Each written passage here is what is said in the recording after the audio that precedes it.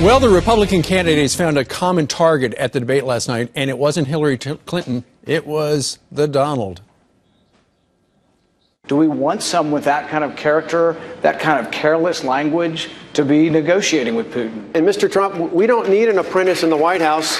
We don't need an apprentice in the White House. We have one right now. The one guy that had some special interest that I know of that tried to get me to change my views on something that was generous and gave me money was Donald Trump. You ran up mountains of debt as well as losses using other people's money, and you were forced to file for bankruptcy not once, I never filed not for twice, bankruptcy. 4 times, a record 4 times. Well, Donald Trump's former senior advisor, Roger Stone, joins us live in the studio today. Roger, what did you think about it last night? Well, you know, it's always tough 10-on-1, but Trump went in the giant, he came out the giant. I thought that you saw a slightly kinder and gentler Trump. He knew when to advance, he knew when to retreat, he knew when to engage, when not to engage. I was very happy with his performance. I thought he did great. I thought he did better this time than the last time. Well, there was more give and take, but he had so much incoming to deal with. Look, they're attacking him because he's the front runner. Sure.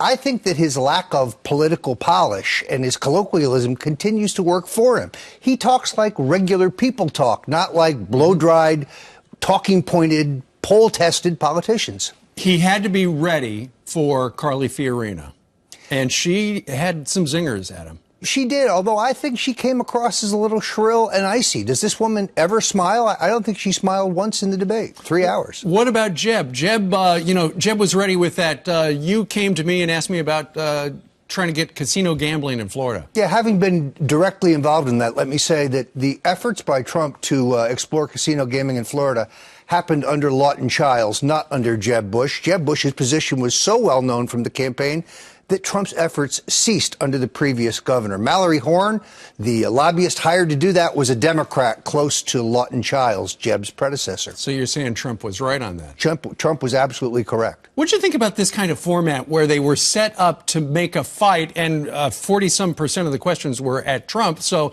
it was a fight with Trump? Yeah, there's no question Trump was targeted by CNN. I think the format was devised to go after the front runner and to have, fireworks, and they certainly had them. What does he do in the polls after this? I think he's going to continue to gain in the polls. People like the fact that Trump is unscripted, unhandled, and he's genuine. All right, Roger Stone, thank you very much. By the way,